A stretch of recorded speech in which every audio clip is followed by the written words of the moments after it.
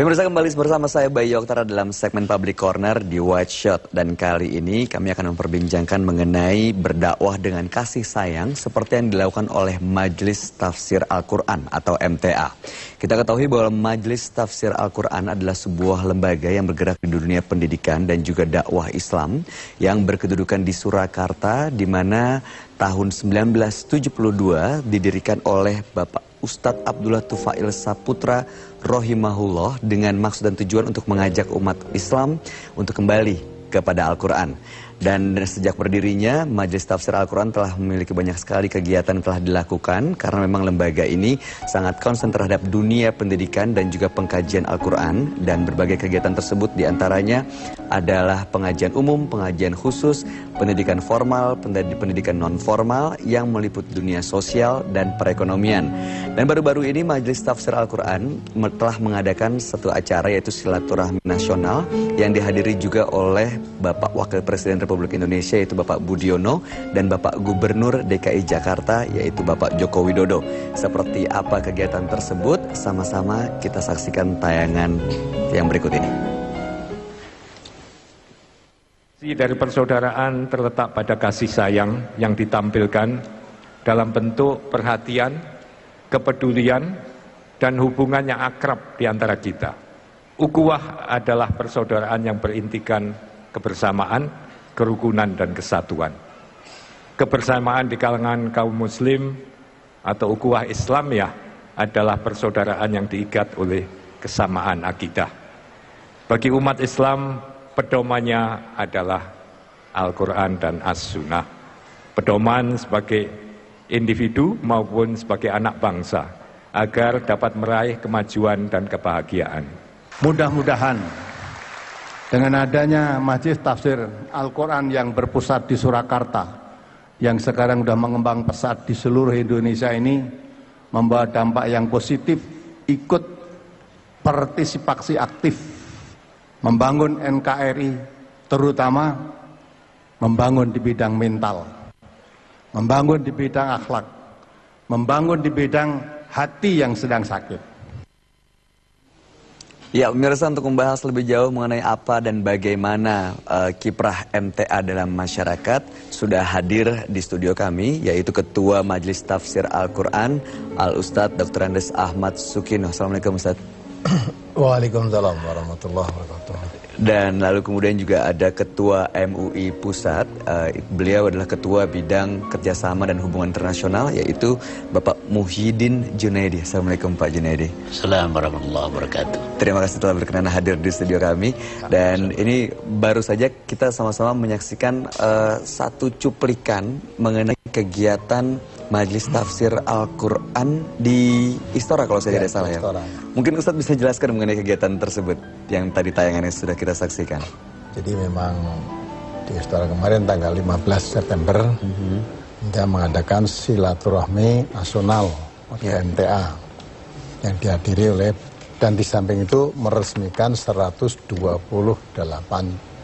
cabang dan perwakilan di seluruh Indonesia dari Aceh sampai Nusa Tenggara Barat, tepatnya di Lombok. Nah, memang tujuannya untuk mengakrabkan sama warga MTA sendiri, yang kedua untuk memberikan tahu masyarakat seluruh Indonesia ini bahwa MTA itu lembaga yang legal. Ya. Bagi yang belum tahu biar tahu, bagi yang udah tahu ya biar lebih mantap gitu lah. Jadi nggak ada orang yang salah sangka gitu ya, lebih jelas mungkin. Nah, ya lebih jelas ya, biar lebih jelas. Dan mungkin ini berkaitan dengan mungkin supaya informasi lebih jelas bagi masyarakat yang menyaksikan acara kami pada saat ini, bisa jelaskan apa itu MTA, Ustaz?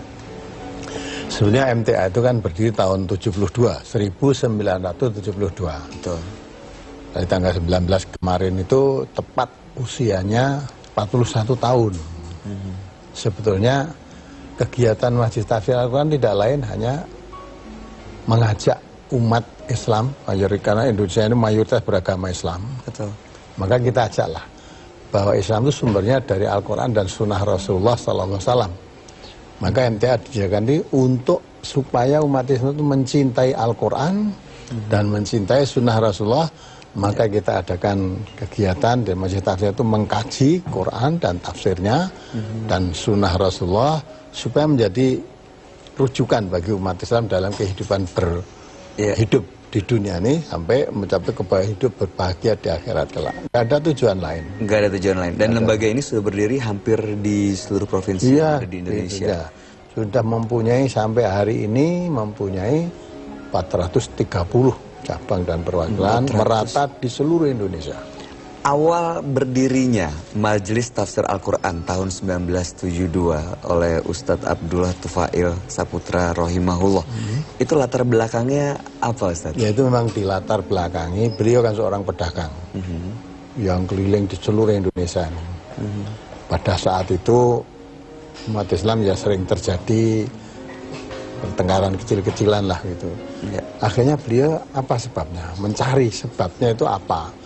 Sesama umat Islam kadang-kala ada masalah ketika itu terjadi ya cekcok lah. Ternyata menurut pengamatan beliau ternyata umat Islam ini masih jauh pengertiannya dari kitab suci Al-Quran itu sendiri, dari sunnah Rasulullah itu sendiri. Karena Quran itu mengajarkan perdamaian, persaudaraan, kasih sayang, ya. Hadis Nabi juga begitu, bahkan persaudaraan sesama muslim itu digambarkan seperti satu tubuh. Tapi ngapa sering terjadi satu tubuh, sering terjadi cekcok? Oh, tetap menurut pengamatan beliau, oh berarti umat Islam ini baru mengakui, mencintai sebagai umat Islam, tapi masih jauh pengertiannya dari aturan Islam. Semangat inilah dan nilai inilah yang dibawa terus sampai sekarang sehingga besar seperti saat ini. Ya, sekarang ini. Nah, oke, saya menuju ke Pak Junaidi. Dari MUI sendiri bagaimana pendapat dan tanggapan Bapak melihat hadirnya Majelis Tafsir Al-Quran dan keberadaannya di Indonesia, Pak? Majelis Ulama Indonesia Pusat sangat memberikan apresiasi dengan hadirnya Majelis Tafsir Al-Quran yang bermarkas di Solo. Mengapa? Karena tugas-tugas MUI akan semakin ringan apabila bertumbuhan begitu banyak lembaga-lembaga Islam atau ormas-ormas Islam yang mencoba untuk menyampaikan dakwah Islam sesuai dengan perintah Allah Subhanahu wa taala. MTA ini setelah kami amati dari dekat dan dari jauh, setelah kami melakukan berbagai macam kajian, ternyata cara-cara yang disampaikan oleh saudara-saudara kita di MTA di bawah kepemimpinan Pak Ustaz Ahmad Sukino itu sangat baik, menyampaikan dakwah dengan bahasa yang sederhana, mudah dipahami, tidak menimbulkan berbagai macam gejolak di kalangan masyarakat. Oleh karena itu, Majelis Ulama Indonesia mendukung sepenuhnya apa yang dilakukan oleh MTA. Bahkan MUI berharap metodologi yang dikembangkan oleh MTA, dipakai oleh MTA, mungkin bisa ditularkan ke lembaga-lembaga Islam yang lain. Betul, jadi semangatnya sama begitu kurang lebih, Pak, ya? Iya. Oke, kita tahu banyak sekali kegiatan yang telah dilakukan oleh Majelis Tafsir Al-Quran. Bagaimana Bapak melihat kegiatan-kegiatan yang telah dilakukan sampai saat ini? Sangat positif, karena apa yang dilakukan MTA bukan melahirkan para ahli tafsir yang baru, tetapi memberikan pemahaman yang menyeluruh kepada umat Islam bahwa Al-Quran itu adalah kitabullah, bahwa umat Islam terlepas dari mazhab-mazhab mereka yang begitu banyak, tetapi semua bersumber kepada Al-Quran. Apabila kita ingin bersatu sebagai umat yang kuat, umat yang kokoh, umat yang toleran dan seterusnya, maka tidak ada solusi terbaik, tidak ada jalan terbaik kecuali memahami Al-Quran secara penuh dan secara universal. Oleh karena itu adanya konflik-konflik internal antar umat Islam karena mereka hanya melihat Al-Quran dari luar tapi tidak bisa memaknai Al-Quran dari dalam. Oleh karena itu kita umat Islam sangat berbahagia, sangat berbangga karena Al-Quran ini adalah satu-satunya kitabullah yang masih ada dalam bentuknya yang asli dan tidak terjadi perubahan apapun walaupun satu kata, walaupun satu kalimat.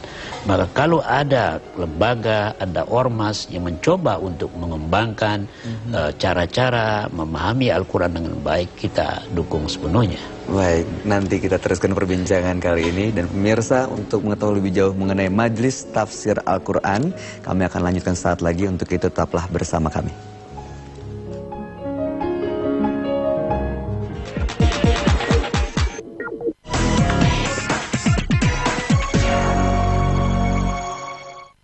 didukung oleh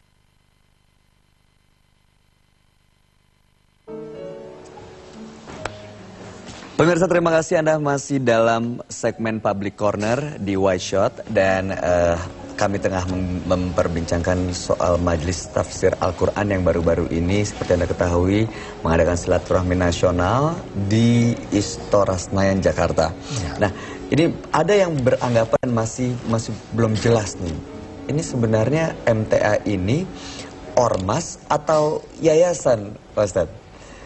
Ya. Atau lembaga mungkin, ya. Atau karena mungkin beda ya, ormas, lembaga, ya. Atau apa sebenarnya kedudukan MTA saat ini? Sebetulnya MTA itu bukan orpol, juga bukan ormas, tetapi lembaga dakwah yang badan hukumnya berbadan hukum yayasan. Di yayasan, aktivitasnya di bidang dakwah dan pendidikan. Jadi memang dua hal itu, dakwah dan pendidikan, ya, dari MTA. Ya. Nah, ini mengenai silaturahim nasional yang diadakan tanggal 15 September lalu, Pak. Ya. Sebenarnya apa maksud dan tujuan diadakannya kegiatan tersebut, ya. Pak? Jadi tujuannya pertama, supaya karena silaturahmi untuk mempererat persaudaraan kan, sama Majelis Tafsir sendiri yang tidak mungkin setiap hari ketemu dari seluruh Indonesia itu. Ya. Maka pada saat itu diadakan silaturahmi nasional, ditekankan terutama para pengurus-pengurusnya seluruh Indonesia diharapkan datang. Alhamdulillah kemarin datang semua. Berkesempatan hadir semua ya, Pak. Semua. Kemudian di samping itu tidak menutup kemungkinan bagi warga yang bisa hadir, silahkan hadir karena jauh kan. Silahkan bisa hadir. Itu tujuannya adalah mempererat persaudaraan, bahwa warga Masjid Tafsir Al-Quran itu tersebar di seluruh Indonesia, semua saudaranya. Yang kedua, memberikan pengertian juga kepada masyarakat secara luas bangsa Indonesia ini, yang tadi masih katakan samar, masih belum begitu tahu MTA. Sebenarnya MTA itu siapa? Lah dengan adanya silaturahmi nasional itu, yang dihadiri oleh Bapak Wapres juga, oleh Majelis Ulama termasuk beliau ini juga hadir. Nah sehingga betul-betul bahwa Majelis Tafsir Al-Quran itu satu lembaga resmi yang berbadan hukum yayasan yang sudah disahkan oleh undang-undang yang berlaku di negeri Indonesia ini. Dan saat ini memiliki berapa? Sekarang memiliki 430 cabang dan perwakilan. Cabang perwakilan tersebar di seluruh Indonesia.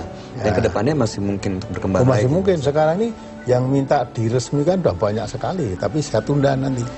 Bareng. Oh gitu ya? Ya, setelah ada Silatnas kemarin kan di daerah-daerah yang masih ragu-ragu MTA itu apa, setelah dibuka juga ada sambutan presiden, sambut wakil presiden ya. Ada sambutan dari Majelis Ulama, masyarakat makin tahu sehingga tidak ragu-ragu lagi bahwa Yayasan Majelis Tafsir Al-Quran itu berbadan hukum yang sah, bukan ilegal. Jadi yang masuk di itu tuh tidak usah takut-takut dan terbuka sifatnya. Kriterianya apa nih Pak? Walaupun terbuka pasti kan ada kriteria tertentu. Kalau misalnya saya di daerah saya mau membuka MTA gitu di tempat saya, apa yang harus diperhatikan? Kalau di MTA ini ya, untuk membuka perwakilan dan cabang itu bukan dari atas ke bawah, tapi tumbuh dari bawah. MTA mempunyai sarana dakwah radio, alhamdulillah dengan pertolongan Allah, radio MTA bisa didengar di seluruh Indonesia. Dan saya ucapkan terima kasih atas pertolongan Bapak Presiden SBY pada saat itu dan menteri terkait. Nah itu memberikan izin radio. Alhamdulillah radio juga kita bisa sewa satelit gitu kan, sehingga bisa memancar di seluruh Indonesia bahkan sampai di luar negeri. Lebih efektif dakwahnya begitu ya Pak. Nah dengan begitu banyak orang mendengarkan radio. Betul.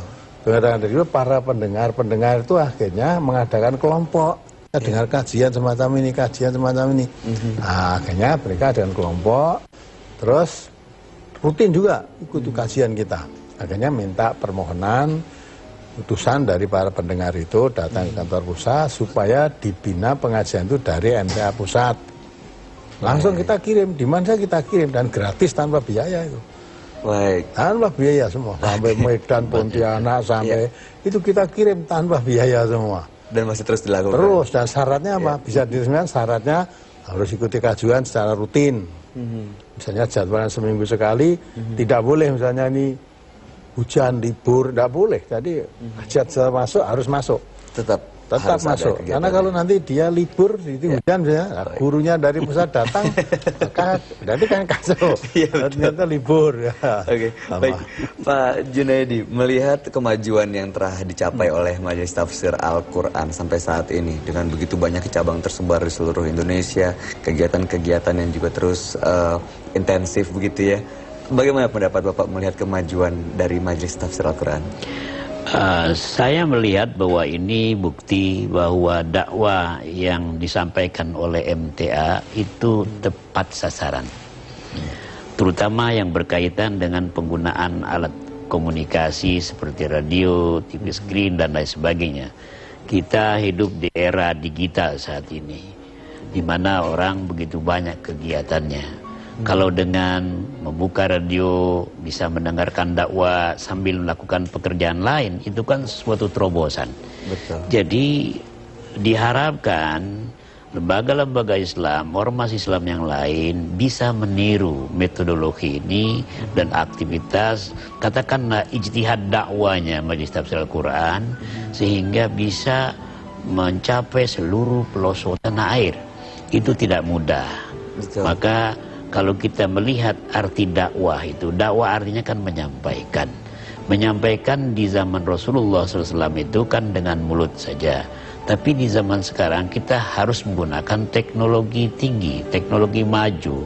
Sehingga dakwah itu identik dengan komunikasi. Komunikasi itu identik zaman sekarang dengan media-media yang canggih. Saya melihat ini perlu digalakan. Bahkan alangkah indahnya kalau setiap lembaga, setiap ormas punya radio, bahkan punya TV komunitas dan seterusnya. Baik. Sehingga masing-masing bisa pastabikul khairat. Ya, itu kita sudah melihat bagaimana cara berdakwah manfaatkan teknologi yang ada saat ini. Namun bagaimana dengan pola pendidikan yang dikembangkan oleh MTA sendiri berkaitan dengan pengkajian Al-Quran? Bapak sendiri melihatnya seperti apa? Sangat positif. Karena sejauh ini banyak kita berbicara tentang kajian Al-Quran, pendidikan berdasarkan Al-Quran, tapi secara teoritis, bukan secara praktis. Oleh karena itu, apa yang dikemukakan oleh MTA harusnya bisa juga disupport oleh lembaga-lembaga yang lain. Bahkan kalau perlu, MTA bisa menyampaikan keberhasilannya itu kepada lembaga-lembaga dakwah yang lain sehingga bisa diikuti oleh mereka. Dan tentu ini butuh waktu, bentuk kerja keras. Tidak mungkin keberhasilan dapat diraih hanya dengan santai-santai. Nah, dari itu Majelis Ulama Indonesia menghimbau kepada seluruh ormas Islam, seluruh lembaga Islam yang ada di Indonesia, tolonglah saling mencari titik kebersamaan untuk menyampaikan dakwah Islam, bukan mencari titik perbedaan. Ya, karena kita ketahui ada sebagian orang yang punya pendapat berbeda mengenai MTA. Kita akan lanjutkan perbincangan mengenai Majelis Tafsir Al-Quran ini. Untuk itu pemirsa tetaplah bersama Public Corner dalam White Shot.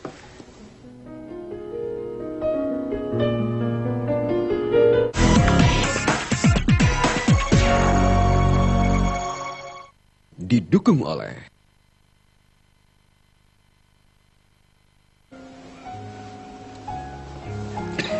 Terima kasih pemirsa, masih bersama saya Bayu Oktara dalam Public Corner di White Shot dan masih di perbincangan mengenai Majelis Tafsir Al-Quran. Ustadz Sukino, sebelum kita lebih lanjut lagi mungkin boleh dijelaskan ke pemirsa juga mengenai kedepannya nih sebenarnya apa visi dari Majelis Tafsir Al-Quran? Mau dibawa kemana? Ke parpol kah jangan-jangan? Atau mungkin bagaimana Pak Ustadz? Ya sebetulnya tadi sudah saya katakan karena Majelis Tafsir itu lembaga dakwah yang mendakwahkan Al-Quran, maka mau dibawa kemana MTA ini? Kita ikuti aja sabda Rasulullah. Rasulullah mengatakan duru ma kitabillahi haitsu madaro. Berdialah kamu mengikuti Al-Quran, kemana saja Quran membawa kamu. Jadi Majelis Tafsir itu akan dibawa kemana, ya ikuti Quran aja kemana. Ya, tidak akan masuk parpol, tidak akan masuk itu semua. Jadi Quran kita kaji, bawa kemana. Yang kalau kita temukan dalam Al-Quran ternyata itu larangan yang harus ditinggalkan, kita tinggalkan. Itu perintah yang harus dilakukan, kita lakukan. Maka dakwah Masjid Tasawuf termasuk cabang-cabang perwakilan diresmikan tadi, di samping harus mau mengikuti kajian secara rutin, sungguh-sungguh, mau mengamalkan dalam kehidupan sehari-hari hasil kajinya itu.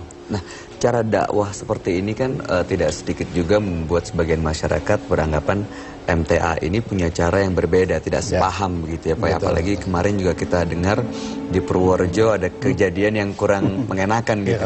Nah, ini bagaimana MTA menyikapi perbedaan pandangan seperti ini Pak Ustaz? Ya. Jadi kalau MTA mengatakan harus mendapat pandangan macam itu, bukan satu-satunya yang di Purworejo seperti itu. Setiap MTA yang baru tumbuh alami semacam itu. Dulu di Kudus ya pernah di demo, ya. Di Purworejo kotanya pernah demo, tapi sekarang jalan baik. Ini setiap yang baru mesti begitu. Bagaimana menyikapi, kita sikapi, karena tadi temanya dakwah kita itu berdasarkan kasih sayang. Maka dengan rasa kasih sayang, tidak membenci mereka yang berbuat begitu. Kasihan. Kita itu membawa kebenaran, itu kok malah ditentang, malah demo, dibubarkan. Sedang yang membawa misi miswat, yang mengisi Lady Gaga, itu malah disambut dengan baik, didukung. Nah, sebenarnya saya katakan bangsa kita termasuk umat Islam sebenarnya hatinya, jiwanya sedang sakit. Sedang sakit. Melihat yang hak itu tampak batil, melihat yang batil tampak hak. Maka ini kebenaran yang dibawa oleh MTA, menyebarkan Al-Quran itu, kebenaran Al-Quran itu la raiba fih, tidak diragukan kebenarannya. Nah, mereka umumnya mengikuti walaupun beragama Islam, tapi yang dilakukan itu mengikuti tradisi yang dulu dari nenek-nenek moyangnya dulu, tanpa kembali pada sumbernya. Lah kita menyebarkan sumber aslinya, dianggap MTA itu menyebarkan agama baru. Maka kita kasihan karena mereka tidak tahu. Nabi kita juga pernah menyebarkan awal-awal dahulu, dapat tentangan keras. Nabi juga mengatakan akan datang suatu zaman nanti, orang yang berpegang teguh Al-Quran dan Sunnah akan kembali seperti semula, tanpa asing lagi, tanpa aneh lagi, akan dapat tentangan. Tapi dakwah Nabi kan dikatakan diperintah oleh Allah, qul la as'alukum alaihi ajran illal mawaddatan fil qurba. Katakan Muhammad, saya tidak minta upah apapun dalam dakwahku ini. Tapi dakwahku ini adalah menghendaki timbulnya rasa kasih sayang di antara kalian. Maka mereka menyerang kita, karena tidak tahu. Dengan rasa kasih sayang kita, terus kita sabar, dakwah kita lanjutkan, kita nasihati, ya. Kita juga lewat undang-undang hukum negara yang berlaku. Kalau memang keliru, salah, tolong kami luruskan.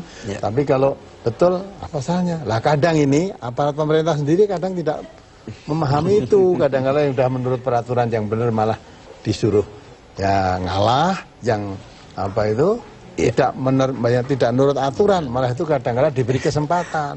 Cara begini ini akhirnya akan orang melanggar aturan pemerintah akan makin berani. Nah, ini dia, pertentangan seperti ini kan mungkin bukan 1-2 kali Pak Junaidi. Nah, MUI sendiri bagaimana dari sudut pandang Bapak dalam menyikapi dan melihat perbedaan-perbedaan dan pertentangan seperti ini, supaya jangan sampai nanti justru malah terjadi pertentangan antar saudara sendiri begitu. Bagaimana Pak Ustaz? Ya, Majelis Ulama Indonesia sebagai tenda besar dari seluruh lembaga dan ormas Islam yang ada di negeri ini. Lebih daripada 70 ormas besar dan lembaga sudah bergabung dengan MUI. MUI melihat bahwa adanya resistensi dari sebagian masyarakat itu bisa dan harus disikapi secara dewasa. Mungkin karena mereka belum memahami dengan baik apa visi dan misi Majelis Tafsir Al-Quran. Mungkin juga pemahaman yang sangat terbatas tentang ajaran agama Islam. Mungkin saja ada faktor X di balik sana, ada masalah-masalah sosial budaya. Apa yang disampaikan oleh Majelis Tafsir Al-Quran berkaitan dengan sosial budaya kadang-kadang mungkin menyinggung perasaan. Padahal itu harus disampaikan. Sebenarnya budaya yang ada di Indonesia adalah pengaruh daripada budaya-budaya agama sebelum Islam. Ada Hindu, ada Buddha, dan lain sebagainya. Oleh karena itu, MUI melihat selama perbedaan itu masih dalam koridor agama Islam, masih dalam bingkai-bingkai Al-Quran dan Sunnah, kita harus menerimanya. Tetapi yang kita tolak adalah kesalahan pendapat, bukan perbedaan pendapat. Perbedaan pendapat adalah sunnatullah. Jadi di era demokratisasi seperti sekarang, kita pun harus bersikap dewasa. Jangan terus ingin menjadi hakim sendiri, seakan-akan kita memiliki hak yang paling mutlak, absolut, untuk mengatakan bahwa pendapat kita lah yang paling benar, pendapat orang lain itu salah. Nah, Islam tidak boleh dan mengharamkan kita berpendapat seperti itu. Nah, disinilah memang bagi saudara-saudara kita umat Islam yang belum dewasa, belum siap untuk menerima perbedaan, kadang-kadang yang terjadi adalah mereka bersikap sangat emosional. Oleh karena itu, Majelis Ulama Indonesia minta kepada semua pihak umat Islam jangan terus menggunakan hak mereka memvonis orang yang berbeda pendapat adalah salah sebelum mereka memahami betul asal-usulnya. Betul, jadi harus benar-benar memahami untuk menyikapi perbedaan gitu ya Pak ya. Oke, kalau bicara soal sikap MTA sendiri terhadap kondisi dan persoalan yang dihadapi bangsa saat ini, dari mulai korupsi yang merajalela dan macam-macam, bagaimana sikap MTA? Nah, itulah maka keprihatinan MTA. Tadi saya katakan kalau kita melihat bangsa secara keseluruhan ini, sekarang itu sedang dilanda penyakit wahan, terlalu cinta kepada dunia secara keseluruhan itu. Yang dikatakan oleh Rasulullah akan ada penyakit wahan. Nah, penyakit wahan inilah yang akhirnya menggerakkan manusia seolah-olah arah semuanya itu ke arah dunia, dan dicapai oleh dunia. Maka korupsi-korupsi itu sebenarnya kan ingin mengumpulkan dunia yang banyak saja, seolah-olah dengan harta banyak itu hidupnya bisa kekal. Dan dunia itu hanya kesenangan yang menipu, kata Allah.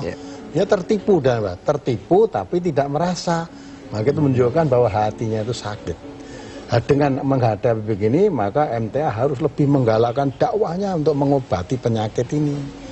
Karena penyakit ini tidak bisa diobati kecuali dengan Quran, itu menurut keyakinan MTA. Tanpa Al-Quran tidak akan baik negeri ini.